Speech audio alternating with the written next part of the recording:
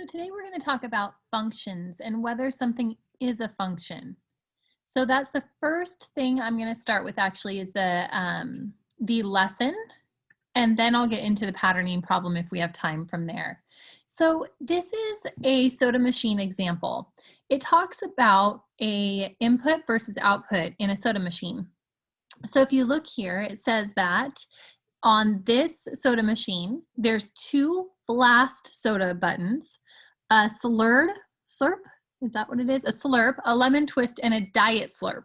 So that is our function here. Now, those would be our inputs. So we're going to push that button. That's considered an input. The output would obviously be the can of soda that we actually get. So that's what's going on in this function machine. It says describe the input and output. So the input again would be the button that you push. The output would be the can of soda. So it says, while buying a soda, Miss Whitney pushed the button for lemon twist and got a can of lemon twist. Great. Later, she went back to the same machine again and she pushed the lemon twist button again, but this time she got a can of blast. Is the machine functioning consistently? Why or why not? Well, I think we all could say that the answer to that is definitely not. It's not functioning properly. If it was consistent, then she would push lemon twist and she would get a lemon twist. But that's not what happened. So this is an inconsistent machine. In part C, it says, when Brandy pushed the top button for blast, she received a can of blast. Her friend Miguel decided to be different and pushed the second button for blast. He too received a can of blast. Each of them asked 5 friends to push the 2 different blast buttons, and they all got the same result, a can of blast. Is the machine functioning consistently? Why or why not? Well, the answer to that is yes, it is. For this one, for the blast buttons, it is functioning properly and consistently. The input is blast, the output is blast. The reason that lemon twist was not is because you would push lemon twist one time and get lemon twist. The second time, you would get a can of blast. So that is not consistent. Okay, last scenario here. When what is it? Lautfi pushed a button for slurp, he received a can of lemon twist. Ooh, that's not ideal, right? Later, Taisha also pushed the slurp button and received a can of lemon twist. Okay, so 2 of them push slurp and they get lemon twist. Still later, Taisha noticed that everyone else who pushed slurp got lemon twist. Is the machine functioning consistently? Explain why or why not. Well, it actually is. Even though she's pushing slurp and getting lemon twist each time, it's consistently giving her lemon twist. She should probably stop pushing the slurp button if she doesn't want lemon twist, right? So in this one, it is functioning properly. The input is slurp, the output is lemon twist every single time. That is consistent. It is consistently giving her the wrong soda, essentially. Okay, we're gonna take that concept now to math, okay? This idea of consistently. To math. And that's what we really think about when we think about, is this a function or not? So we're going to examine 3 different tables and talk about that now, starting with a real life example and building into numerical values. So in this one, if this again is a machine, is it functioning properly? Is it consistent? Well, this person hit button 1, they got sticks. This person hit button 1, they got sticks. Okay, so we're good so far. This person hit button 2 and they got M&Ns, okay, M&Ns.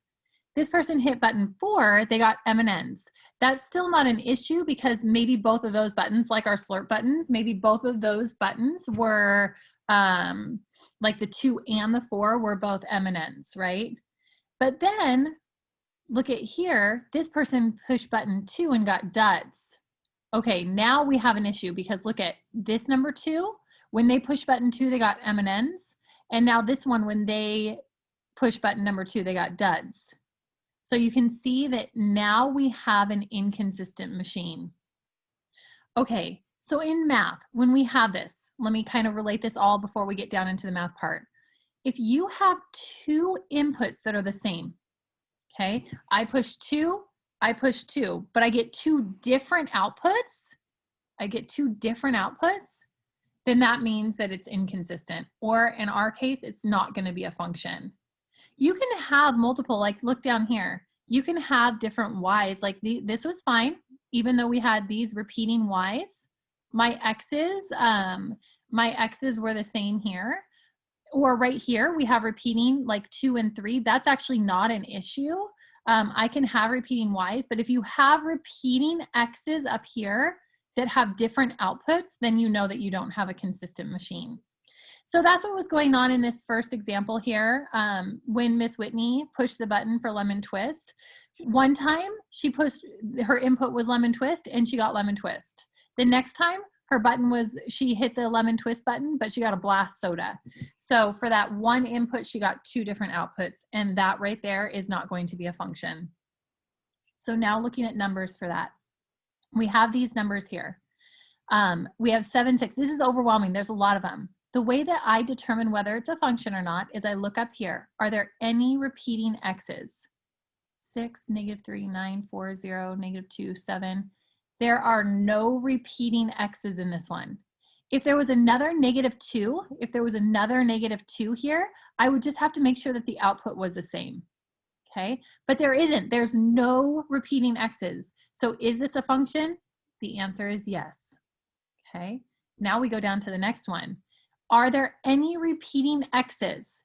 If you look, there are. Do you see how we have the 2 and the 2 right there? The 2 and the 2? They have to have the same output. We have 2, 9, and 2, -8. They don't have the same output. These cannot be a function. This is going to also be something you probably heard in the past, but we have, when we look graphically at this, we look at like a vertical line test, essentially. If there are 2 outputs for the same input, so like in this one right here, at 0, if my input is 0, then my output is 0 right there, or it could be this value, or it could be this value, or it could be this value, or it could be this value. I have 4 different outputs on this graph for this one input right there. So this one fails the vertical line test. It fails at a lot of places, like over here, it fails everywhere. For this -2, there's 2 outputs. There's one here and one here. This is not a function. So this one would be a no because it fails the vertical line test. It's the same concept here. If you really think about graphing this one, you would have 2, so x is 2, 9, and then 2, -8. And it would fail that vertical line test. It would fail the vertical line test.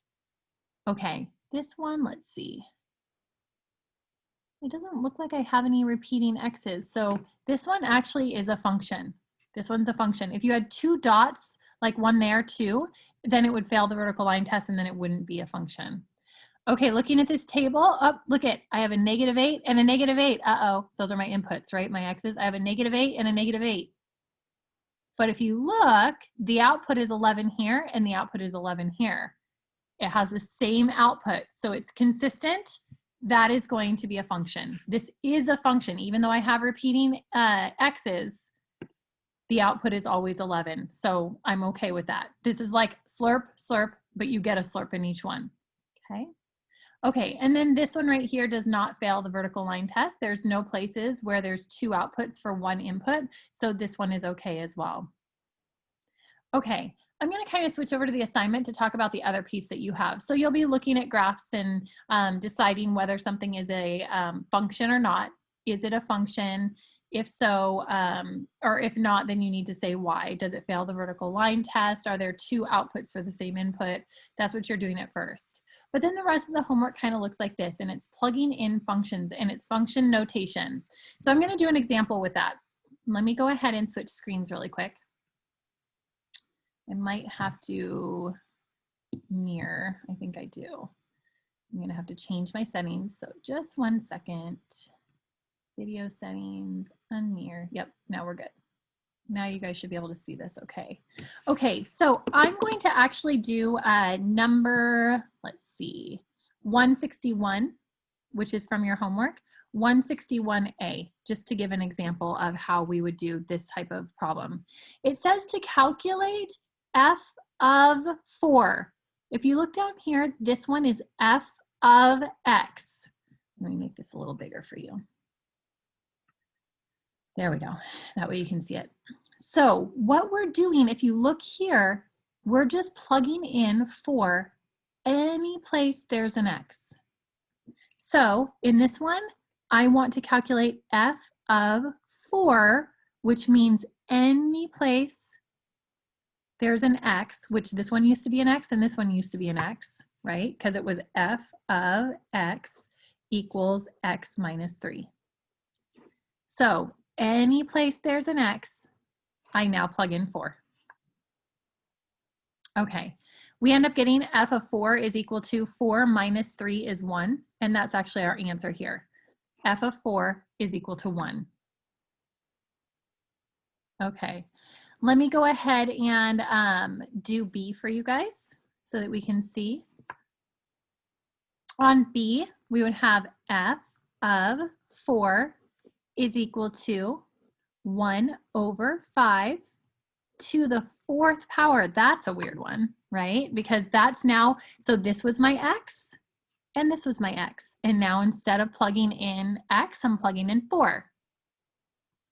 Well, that's going to equal, f of 4 is going to be, that's the way we're going to do these is we actually raise both of these to the 4th power. So it'd be 1 to the 4th power over 5 to the 4th power. Okay, 1 to the 4th power. 1 to the 4th power is just going to be 1. 1 to any power is going to be 1. Then when you have the other one, so you have 1 to the 4th power is 1 over 5 to the 4th power, the way that I would do that is I would actually just go 5 times 5, 25, right? Times 5 more, times 5 more, because it's really 5 times 5 times 5 times 5, which is 625.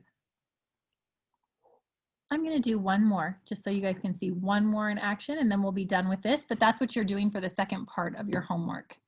I'm actually going to pop down to number 171 and I'm going to do B. In that one, they're asking you to find f of x equals 9. Now this is a little bit different. This one says for a certain function, f of x equals -9, find the following values. Okay, so that means if f of x is 9, so I'm going to do B, which is 2 times f of x. Do you guys notice that I'm not plugging in? I'm not plugging in 9 for x in this one. I'm not plugging 9 for x. They're saying every place that there's an f of x, we're now going to substitute in 9 because f of x is 9. So I'm going to actually take out the whole thing of f of x and get 2 times 9, which is 18. So in that one, again, the big difference is if you look up here in 61, it was f of 4. So that means every place there's an x, we're plugging in 4. But here it's that the whole thing, f of x, is 9. So every place there's an f of x, you're going to be putting in 9 instead. Okay, and then back down when you get to 91, you plug in the 4 in each one, okay, where x is, where f of x is. Okay, that's all for this lesson. Go ahead and practice that. We'll do patterning in class. If you're coming to class, which most of you are, we'll do a patterning problem. So I'm going to go ahead and hold off on that one for now. So you can go ahead and get started on your homework. Have a great day. If you need help, I'll be in Zoom today for you guys.